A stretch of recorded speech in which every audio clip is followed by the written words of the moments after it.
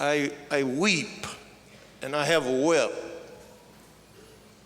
reading this passage, reading this chapter. And I thought how relevant the words of this chapter are to us today. And it would be wise for us to listen carefully at the words of this great man, Moses. He begins the chapter with a warning, be careful. And as we went through the reading of this, you'll notice that the word forget was used. You forget.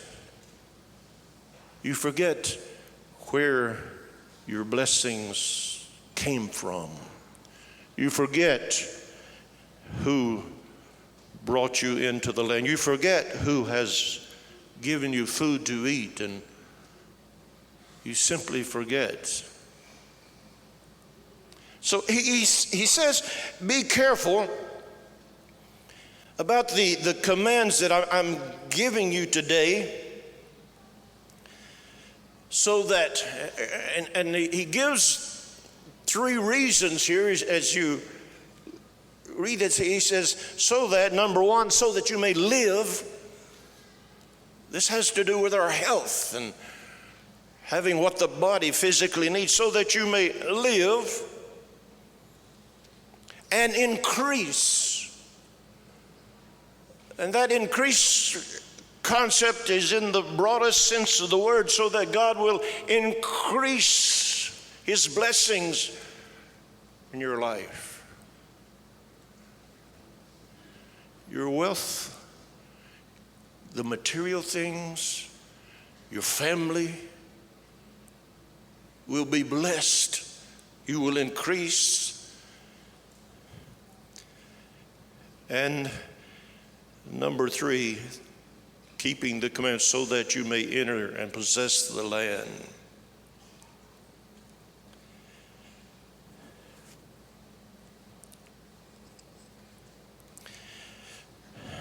In that verse 2, he calls on the memory. Remember what God has done.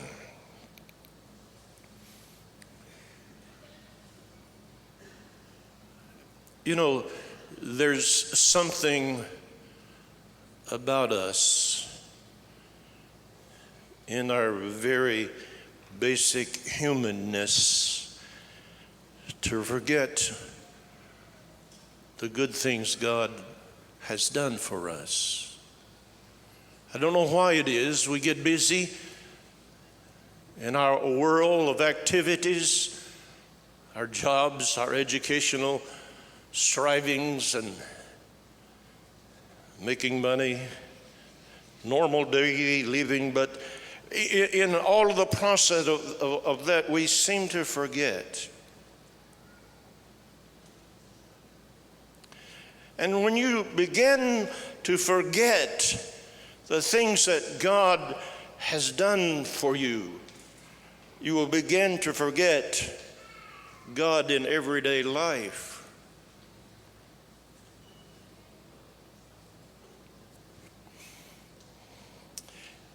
And Moses says, you need to remember something very hard that happened to you, that God brought you out of. He says, you need to remember the 40 years that you have come through this wilderness, and now you're going into the promised land. And Moses, in calling on us to remember, tells us why this desert time was a time of testing. There are three reasons Moses gives here why God took them through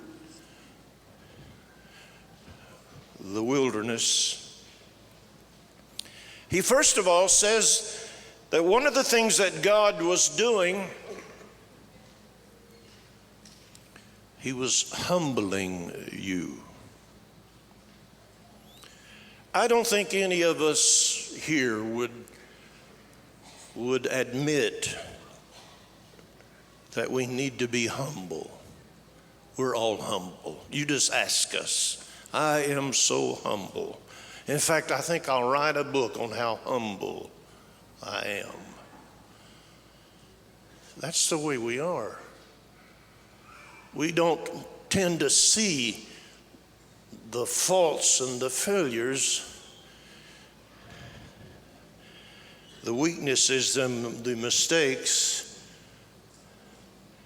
We don't seem to see them. We have this uncanny problem that actually goes back to the very beginning of time, of blaming other people on bad things that have happened to us. We look for others to point the finger. You are the reason why I am what I am.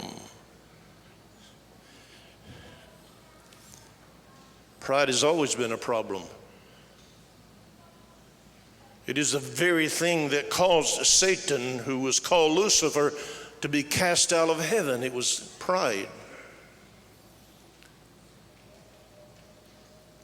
And Moses is saying to these people, you're going to go into this promised land and it's going to be all that God promised the land would be.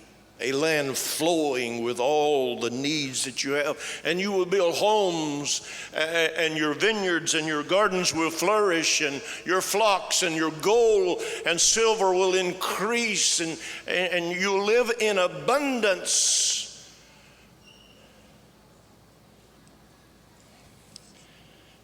And he said to these people, when that happens, don't forget God. I don't know that there's a stronger message coming out of this. It's just simply don't forget God.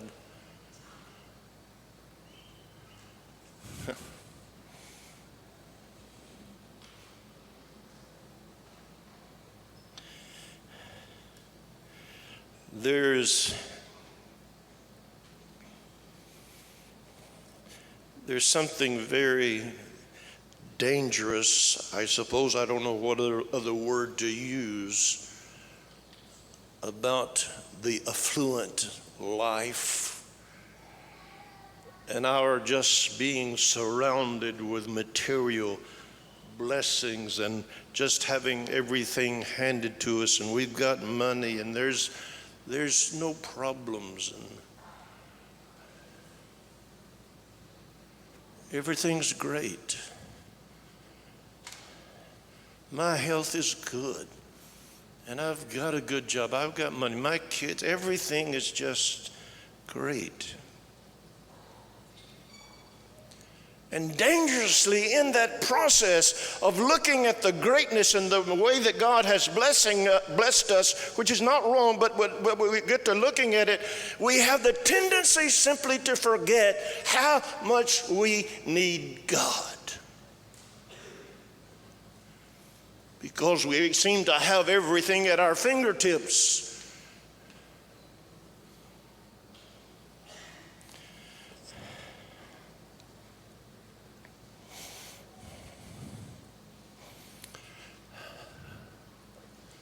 God always has a way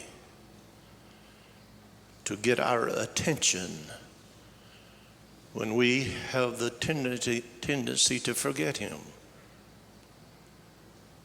When we just simply drift off into the land of forgetfulness and just enjoy